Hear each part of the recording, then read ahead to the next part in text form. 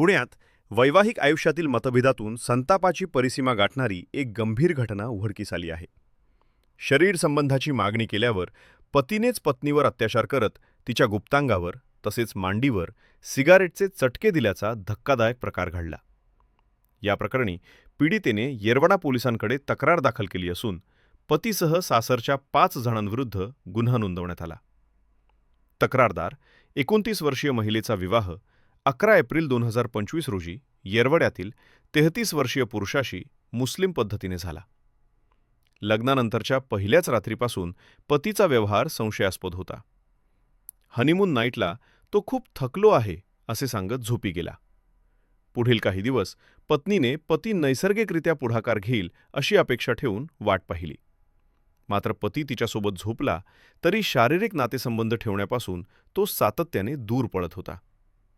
पत्नीने सौम्यपणे जवळीक साधण्याचा प्रयत्न केला असता तिला लक्षात आले की पती लैंगिकदृष्ट्या सक्षम नसल्याचे संकेत दिसत आहेत. तिने त्याला वैद्यकीय उपचारांचा सल्ला दिला असता पतीने "मी आधीच डॉक्टरांना दाखवलंय, काही प्रॉब्लेम नाही" असे सांगून उपचारांना नकार दिला. पुढेही पत्नीने पुढाकार घेताच तो खोलीतून बाहेर पडून घराबाहेर झोपत असे. हा प्रकार 2 महिन्यांहून अधिक काळ सुरू होता. उलट सासरकडूनच धमक्या, पतीच्या या विचित्र वर्तणुकीबाबत तिने सासरच्या लोकांशी बोलण्याचा प्रयत्न केला.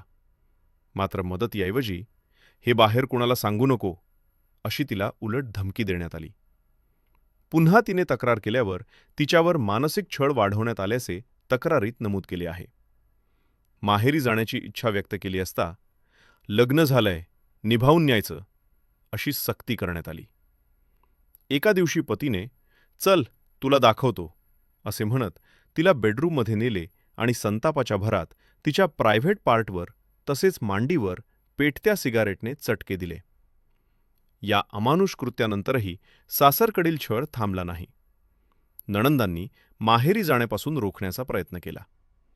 पत्नी जिमला जावी म्हणून तिच्याकडून 60,000 रुपये आणून घेतल्याचा आरोपही तिने केला आहे. अत्याचाराची परिसीमा आणि तक्रार, पतीने पुढे चुलत सासऱ्यांना तिच्याकडे पाठवल्याचे, त्यांनीही तिच्याकडे वाईट नजरेने पाहिल्याने तिने त्यांना घरात प्रवेश नाकारला. यामुळे गोंधळ निर्माण झाला आणि शिवीगाळ तसेच मारहाण झाल्याचेही तक्रारीत नमूद आहे.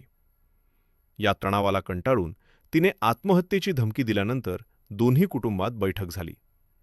त्यामध्ये पतीने अखेर स्वतःच "मी शारीरिकदृष्ट्या सक्षम नाही" अशी कबुली दिली. सध्या पीडिता माहेरी राहते आहे. पतीने जाणून बुजून विवाह करून तिला मानसिक शारीरिक त्रास दिला, तसेच सिगारेटचे चटके देत अत्याचार केला अशा आशयाची तक्रार तिने येरवडा पोलीस ठाण्यात दाखल केली आहे.